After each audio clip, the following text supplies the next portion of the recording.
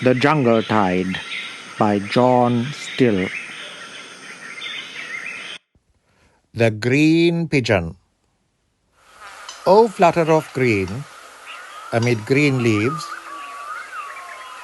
is it joy, pure joy, makes you whistle like a boy? Knowing half a tune he never quite achieves? O learner of a wistful melody, I can hear your quaint refrain, lilting down and up again, where you crouch among the leaves, half hid from me. O teacher of a woodland harmony, I can see your colors blend with the leaves, and without end, through my heart there runs the tune you taught to me.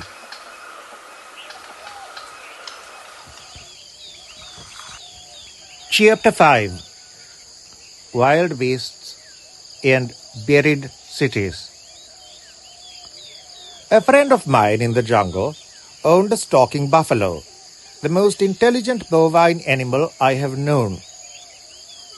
Even in a land where buffaloes are universally used on the farm and perform practically all the work involved in rice growing, where they are driven in carts and trained as pack animals, it is rare to find a stalking buffalo.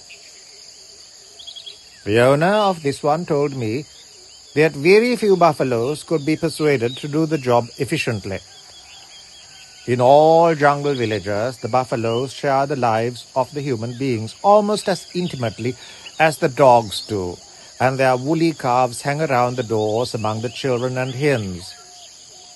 So they become very tame, although they are in no particular distinguishable from their wild brethren, with whom they interbreed freely. The first wild buffalo I ever killed was shot at the earnest desire of the villagers whose cows he had taken possession of, driving away and wounding their lawful spouses, the tame bulls. There was no question of stalking him, for he was out with the cows he had won in the middle of a wide expanse of grass and rushes, 2 miles across, once the bed of a great storage tank. I walked right up to him and fired 2 shots while he stood like a king, head up and eye meeting mine, and never showed that he had been hit until he died. I have not seen a nobler animal, and I think the villagers would have done well to let him sire their calves in peace. Once, I made a long journey in rope-soled shoes, and when their tips had worn through and the tips of my toes gone after them, so that I could walk no more, I rode for 1 whole day on buffalo back.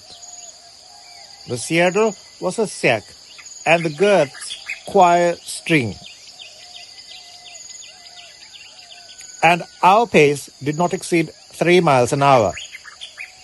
But the journey was not a comfortable one, for that buffalo skin seemed to be a misfit, and slid so freely round the barrel of his strong body that the sack and I could acquire a list of 30 degrees while still retaining our hold upon the same portion of skin. I learned a few words of that animal's vocabulary, and none could have been tamer or more free with rough comradeship than my mount.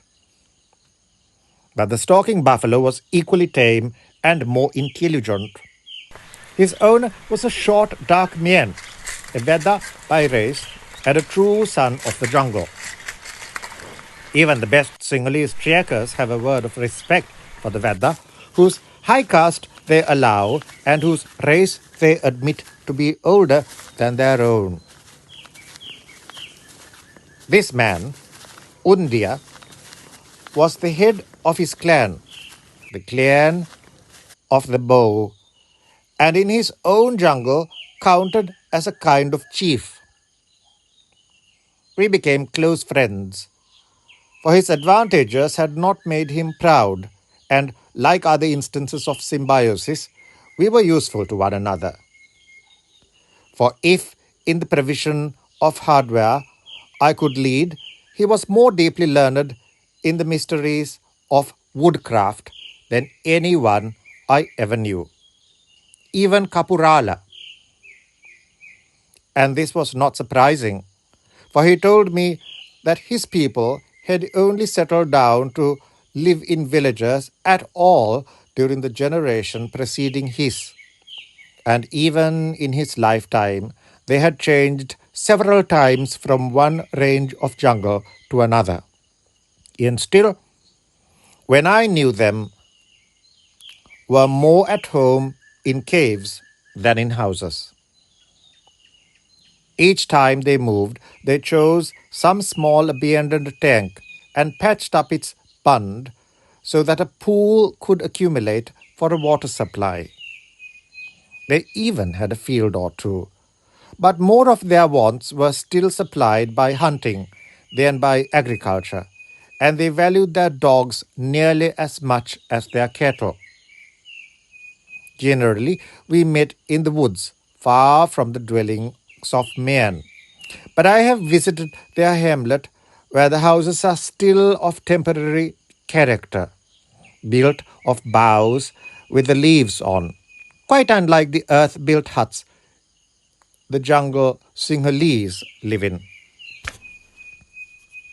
Of all kinds of forest lore, this man was a master, and it was he who taught me how to make fire by rubbing sticks. Many years afterwards, I asked some young Vedas if they could do this, and all but one said they had never seen it. One, however, said he had seen it done, though he could not do it himself.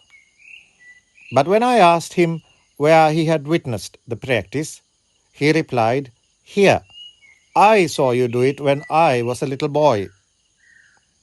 So the art seems to be dying out. For that must have been when Undia, his grandfather, taught me in the very cave where we were then camped. It was when it came to stalking that Undia's superiority over me rose highest. He could not see better than I could, but could interpret far better what he saw, and looking into a thicket, would tell from a few square inches of a motionless animal's hide what kind it was. In generally, the sex as well, where all I saw was skin. At hearing, we were barely equal, for I held a slight superiority. When it came to recognizing a scent, he could make a good guess, whereas I might as well have been the rich Sinhalese man who once came to buy land at a sale I was conducting, wearing a pink celluloid artificial nose on his brown face, which lacked one. But it was in the sense of touch all over the body that makes Omar's a tracker, that he was supremely excellent. The test of good stalking is speed. Almost anyone can learn to move silently at 2 yards a minute, but when I tried to keep up with Undia, leaves would rustle and twigs would crack until everything for a furlong around us was standing on tiptoe with ears cocked and nose twitching, ready to fly like a loosed spring at any moment. At my own speed, Undia following, I once crept upwind to within a few yards of a wild buffalo cow who had just calved and was licking her baby. We went through pretty dense scrub to do it, thorny and with nothing stout enough to climb in case of trouble. But we got there and we got back again without the wild mother ever knowing her secret had been discovered by a man. It was not a very fair thing to do, for if she had discovered me, I should have been compelled to choose forthwith between murder and suicide, for she would have charged instantly and never let up hunting me relentlessly until one of us was dead. It was done as a test, to prove to myself that I could stalk, and I was not out to shoot at all, for I had ceased to kill for sport, and would not have even coveted her husband's head had I seen him. Undia could not have gone more quietly by himself, but he could have gone there and back while I went halfway there. The stalking buffalo is a device that does away with the necessity for silent movement. When we went out, Undia held its tail with one hand and a guiding rope with the other, and off we went like young Lonchiva through the most difficult and tangled jungle we could find. Undia wore nothing but a foot of calico, and he was a very short man, but the noise of my boots and of the hard branches scraping against my clothes did not matter in the least, for the buffalo's hoofs and the thorns against his tough hide made similar sounds and masked my noise to the listening people of the woods. Some of the ground we traversed was very wet, and the buffalo took delight in plunging through mud or tearing his way through swampy thorn brakes with a noise that could be heard for a quarter of a mile. Nevertheless, we came upon several sambar, one muntjac, and 4 or 5 families of spotted deer, most wary of wild beasts, and they paid no attention at all. When we hove into view, they generally turned their heads up in our direction. But when they had confirmed the news their ears had already given them, they went on with their own business, and gave not another thought to the buffalo or to the men who crouched behind his bulky form. Of course, we had to avoid giving them our scent, and in this difficult matter, Undia displayed much skill in the way he managed to quarter the ground so as to show me everything in it without disturbing them. Had I been hunting for sport, I could have killed the first deer we saw, and then probably would not have seen another that day. We saw no dangerous animals, but Undia said it was as easy to approach elephants or bears as we had found it was with deer. Leopards, however, might excite the buffalo. These memories of buffaloes have taken some time to write, and Undi and I spent the best part of the day at the fascinating pastime of seeing without being seen, a most back-breaking day. But where the experience links up with the title of this paper only becomes apparent when I mention that we spent that day without straying beyond the limits of a monastery whose rock-cut inscriptions show it to have endured from about the end of the 3rd century BC to about the beginning of the 13th century AD, when calamity fell upon it. In the middle of projected new works, its people fled, leaving images unfinished and stones in the quarries half carved. Their hopes are shown by the labors they had set out to perform, but there is no sign of subsequent human occupation from that day 7 centuries ago to this, except that an exotic flowering shrub grows before one of the caves and seems to indicate that a hermit sojourned there within the lifetime of the bush, something less than 50 years. I do not mean that for the whole of the day we were within the four walls that included the buildings, though we were for a good deal of the time. But our buffalo preferred low-lying swampy land. So I think we must have traversed the lotus ponds and the bathing pools, the pond where the semi-tame, semi-sacred fish swarmed, and perhaps a good deal of the outer demesne as well, where monks had tethered their cart bulls, deer fed unfettered, bears drank where holy men had bathed, the leopardess had cubs where the rule of celibates had excluded women as sternly as on Mount Athos.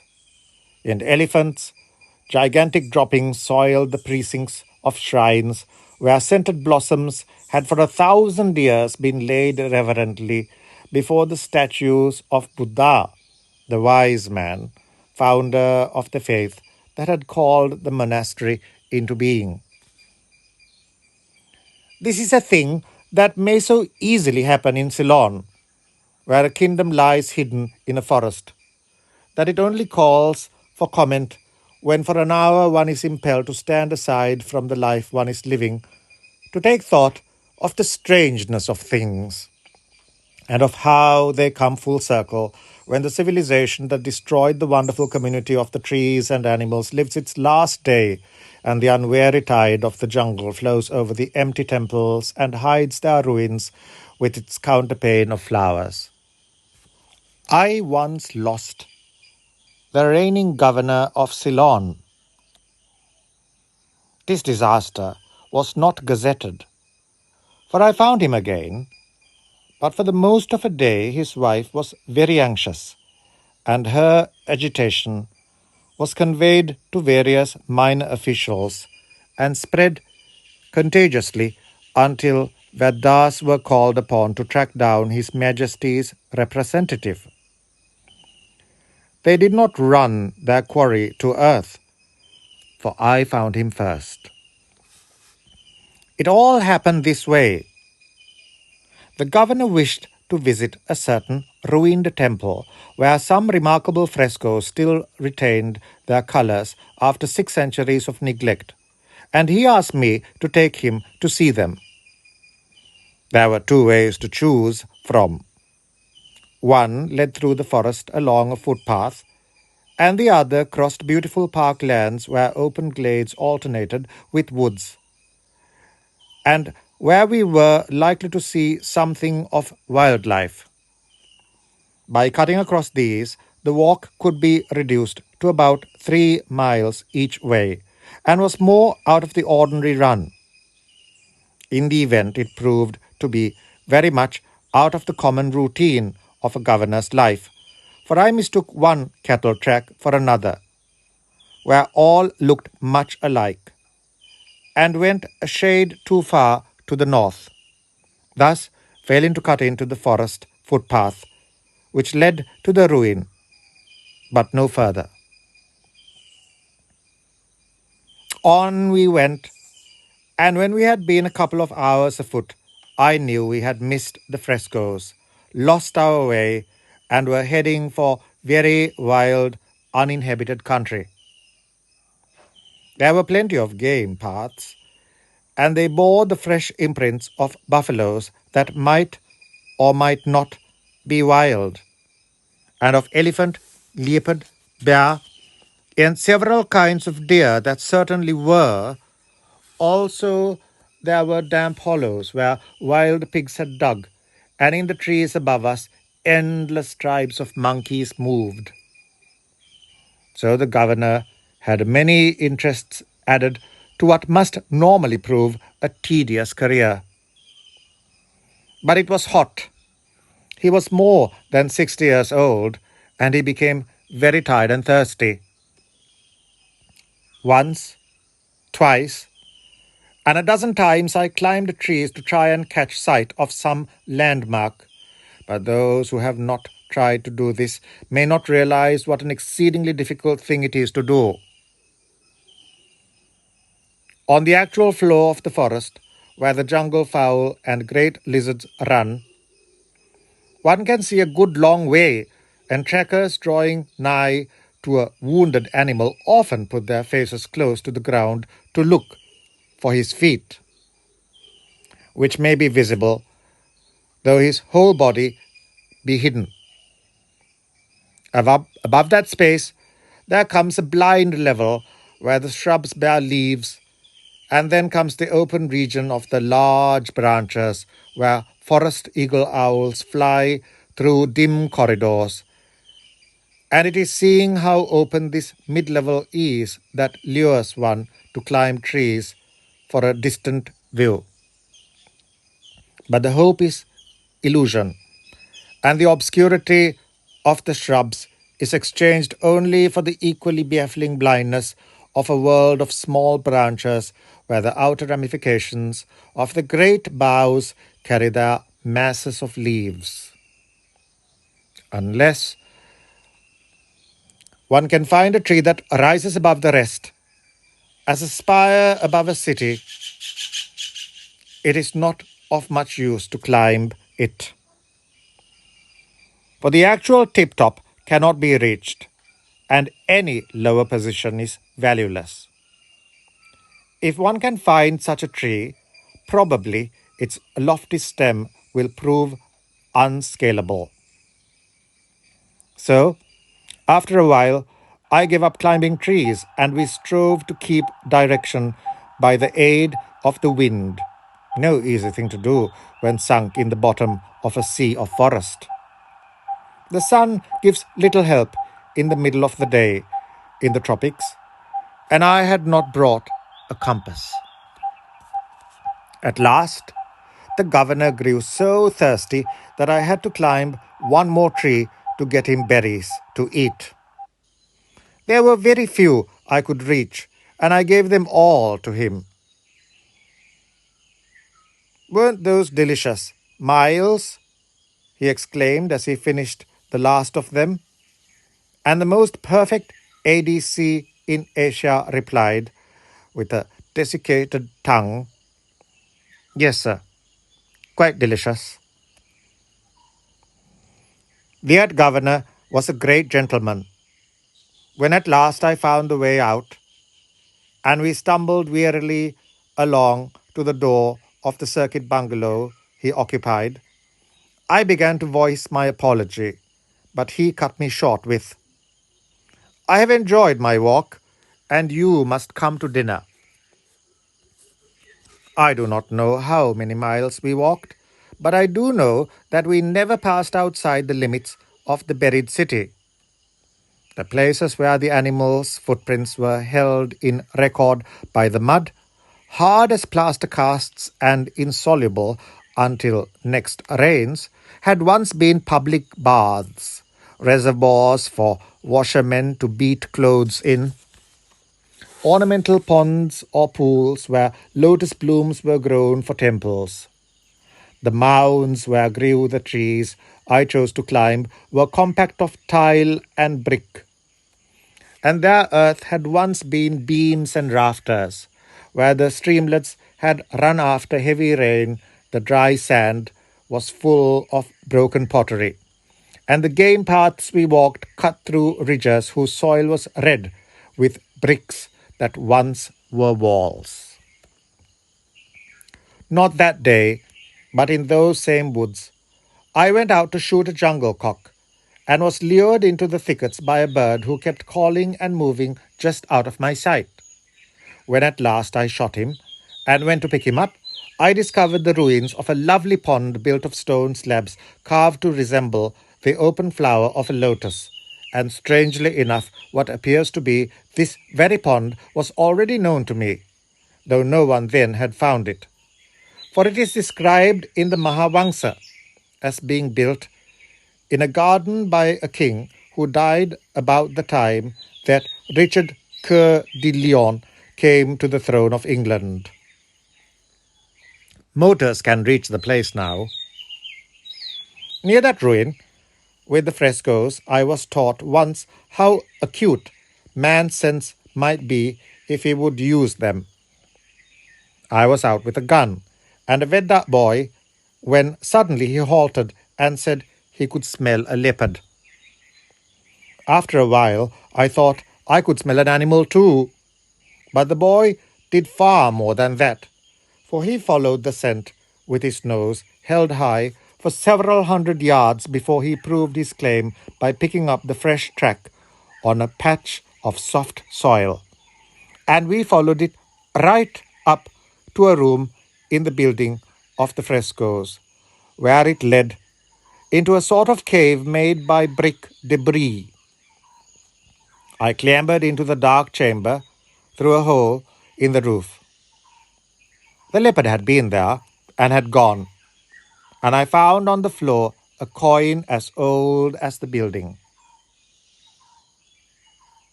The last time I visited that city was about 20 years after the adventure I have set down. Where I had gone, slowly we went in a car now, and we found the railway well advanced and were told that two motor omnibuses called daily. I talked of the better days of old, and my friend envied me, for in the old days it had been an adventure to walk round these ruins that were now so spick and span, with their neat barbed wire fences to keep cattle from damaging the restorations. Beside a rock temple that used to be one of the loneliest and most solemn of places, thousands of people had written their names with bits of brick or carved them on the stone, and broad roads ran where I had stolen along the paths made by animals. The place was spoiled, and I told my friend so as I led him a few hundred yards from his car to look at the oldest inscription in the city. This town was not old for Ceylon.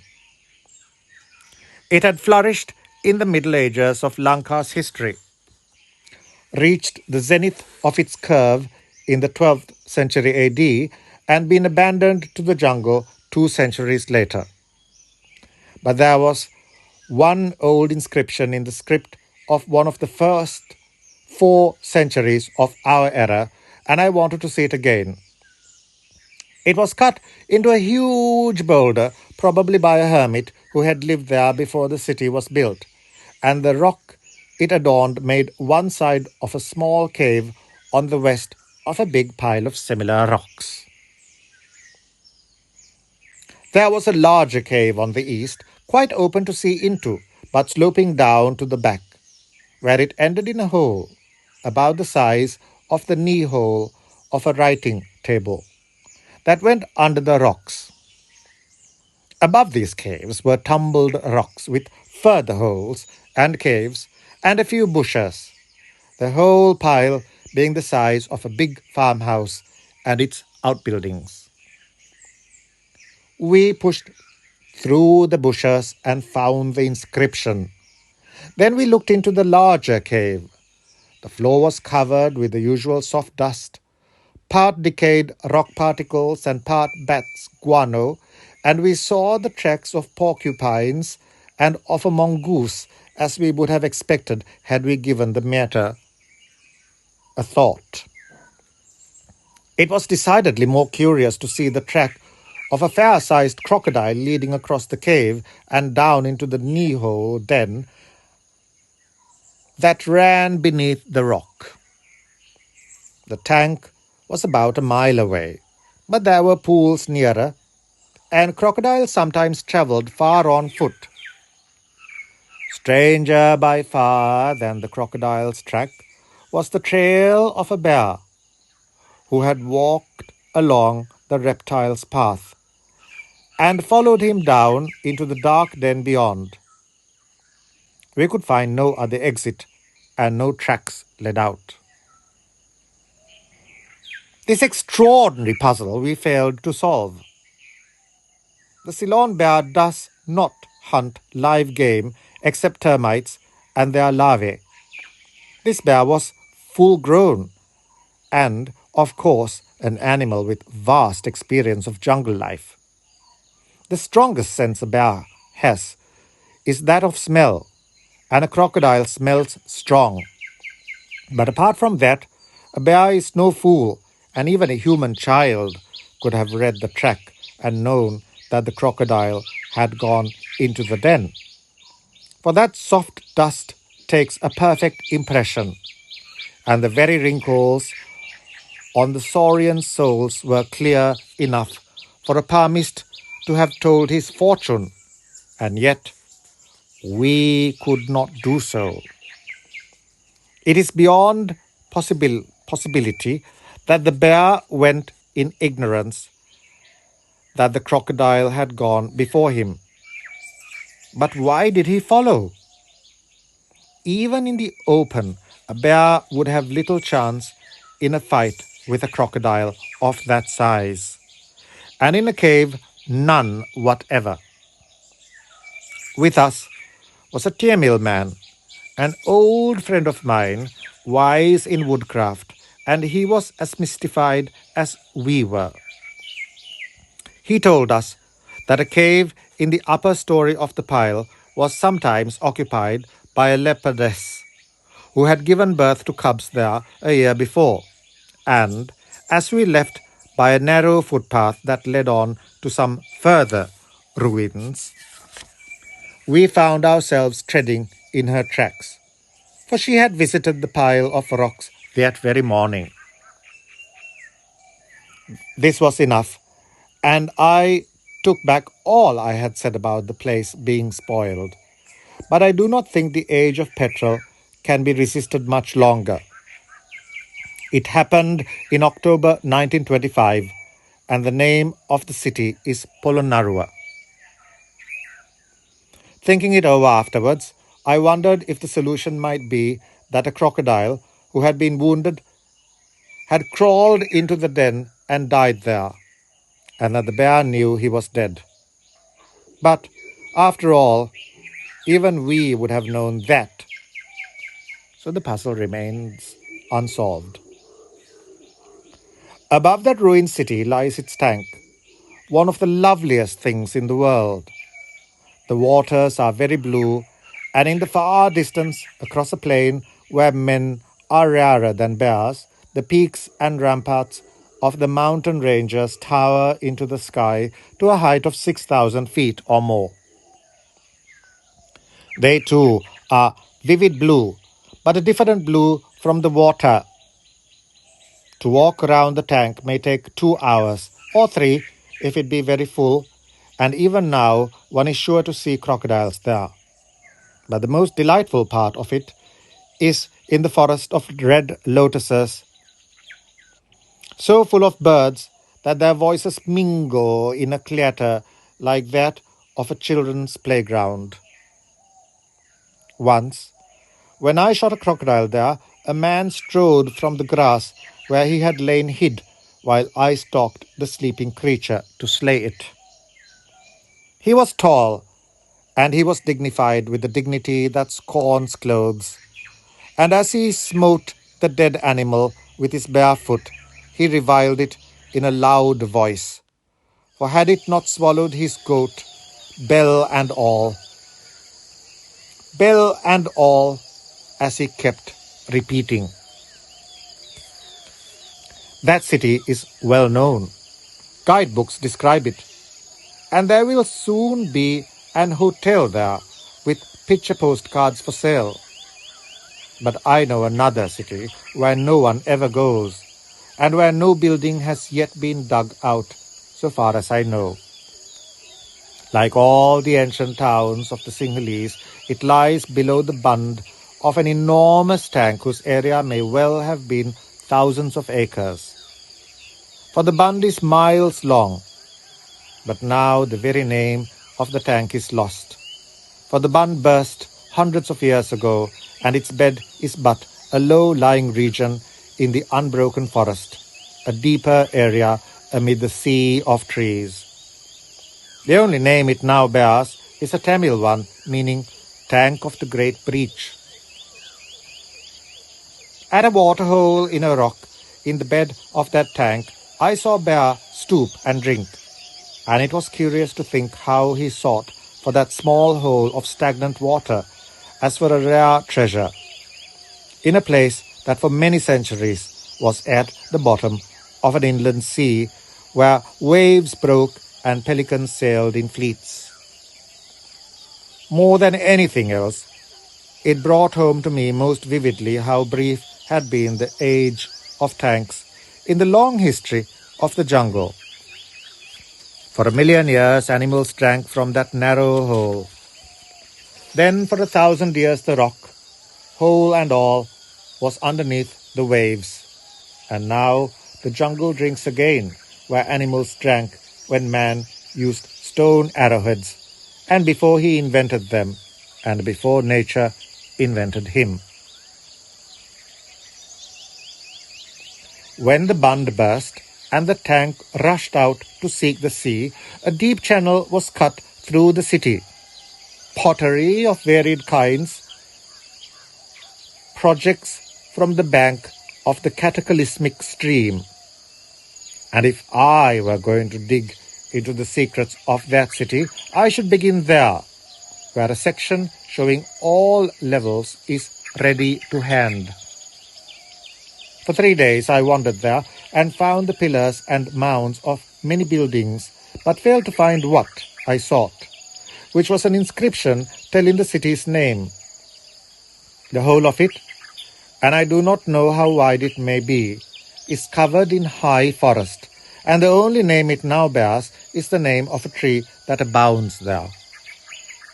As a rule, some sort of human occupation persists, but at this place no man lives, and the nearest villagers know nothing whatever of the history of the most truly buried city in Ceylon. Yet, if but one word were found, and that the right one, its name we would probably find that much of its story is already known. For in the Mahavamsa, the old chronicle of the Sinhalese, there are many places mentioned that have not yet been identified, and so large a town must surely be one of these. On the opposite side of the island, on the coast near Mannar, there is another old city of a very different kind. It lies amid sand dunes where partridge calls are heard and where few wild animals live but jackals, some deer who manage to extract a livelihood from the scrub, a few monkeys, and the leopards that live on them, and the deer. But it is a fine place for birds, and many are common there, that are rarely seen in the forests. There are dozens of shrikes, hoopoes are common. I saw a rare and very beautiful woodpecker with a cap of gold on her head there, and in a shallow brackish hollow where many flamingos waded, I shot one among a great company of spoonbills, and afterwards ate him and found his flesh good.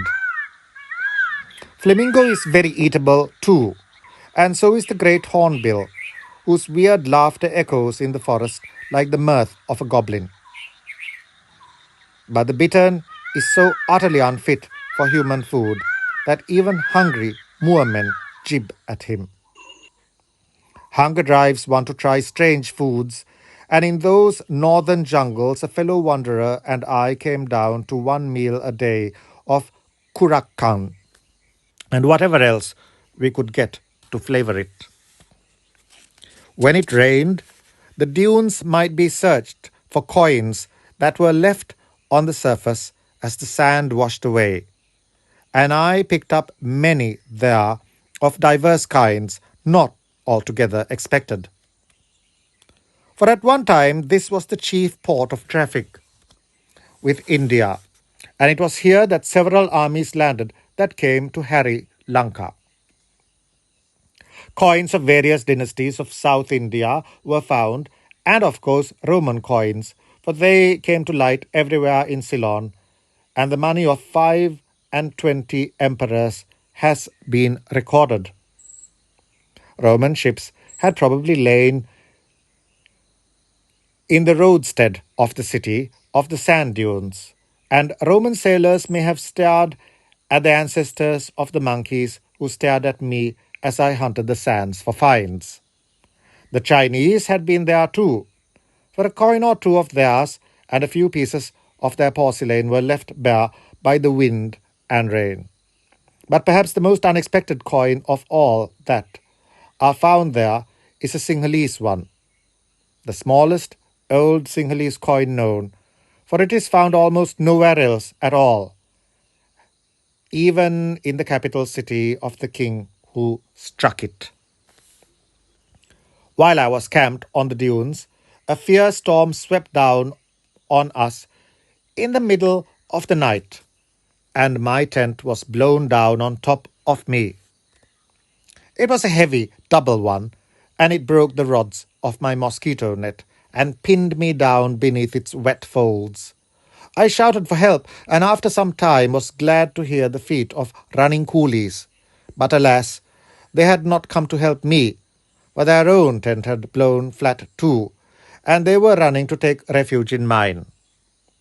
So I had to be hospitable, and they crawled in, and we sat in a circle until dawn with the wet canvas held up on our heads, while the wind roared about the sands and arranged them in new waves that exposed for us to pick up next day more coins and numbers of pieces of bangles carved from chank shells that once had been worn by the ladies of that ancient city and perhaps put on to allure Chinese and Roman sailors.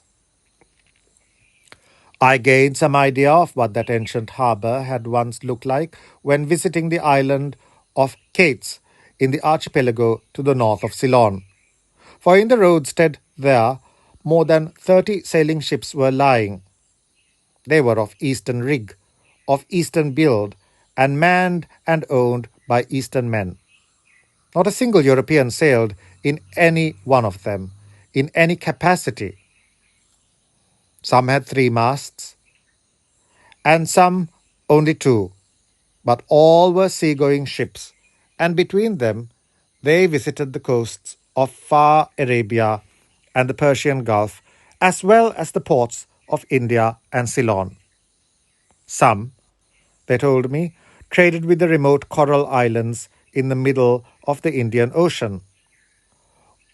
On the shore, 2 stout ships were being built, and I went aboard one and was shown round by the designer and head carpenter, a Tamil who knew no English. And as we talked to that well-informed and practical man, it seemed to me that here was a shortcut in archaeology and a more direct route to the understanding of the old port buried among the sand dunes that than could be found by scouring the sand for coins. While I searched ruins for coins or bits of pottery, I wondered whether we of the 20th century may not know more about the history of ancient civilizations than will ever be known again. In Ceylon, we do not know much, for the archaeology practiced there for many years was little more than licensed curio hunting. But in Egypt, Ur of the Chaldees and elsewhere, very much is known, for they have been scientifically excavated. The question, however, is not what we know now, but what will we know 500 years hence? Objects found have 2 quite different kinds of value, aesthetic and evidential. They may have both, or a very little of one and a great deal of the other. But aesthetic value is imperishable, and the other is not. A work of art remains equally beautiful if labeled correctly or if found in a pawn shop described as heathen goddess. But the whole value of it had as evidence for the historian has gone immediately. Its precise place of origin is forgotten. A Roman coin found in Rome has almost no value as evidence. Found in Ceylon, it has more. And if found in the desert in Australia, its value would be of quite different degree. When an object is transferred from a ruin to a museum, its evidential value no longer consists of its position relative to other objects, but is transferred to certain bits of paper, its label, and the report written about it. Ceylon's ruins yielded many objects whose detailed history was never transferred to paper, so their value as evidence is already lost.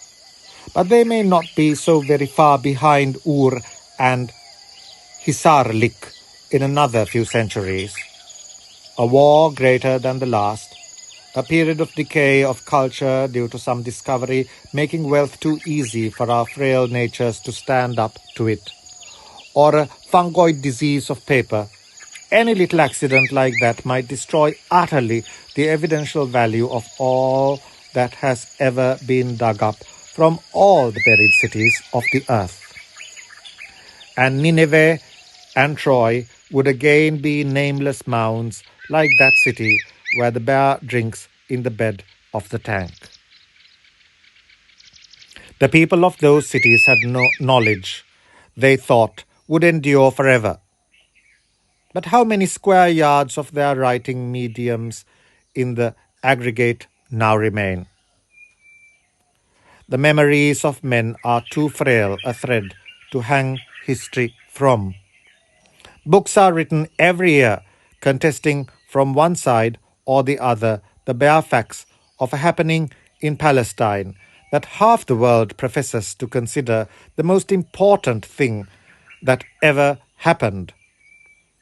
And that was not even as far back as the inscriptions on the rocks where I followed the stalking buffalo.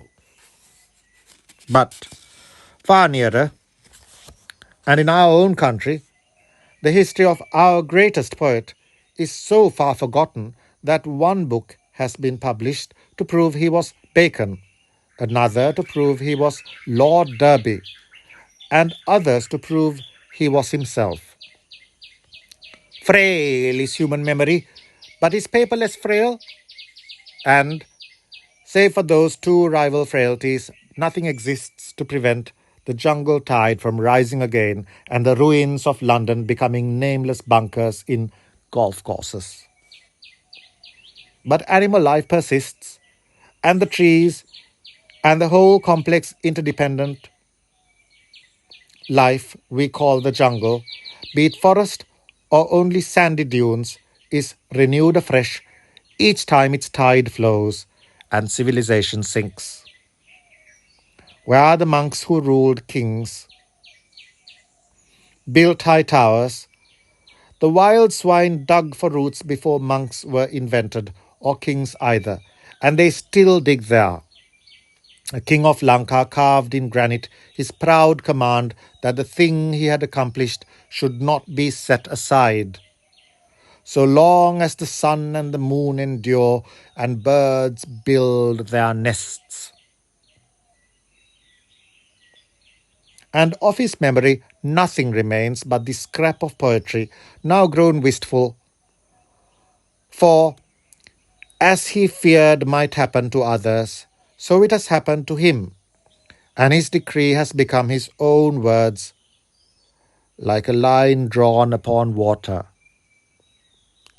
Looking back to those buried cities for some symbol to crystallize their many-sided appeal, I see the dark-bowed figure of that bear as he stooped in the dusk over the one thing the nameless city still could offer, the narrow cleft of water. His lone form, older in shape than ours, rougher and less complex, gives me my symbol.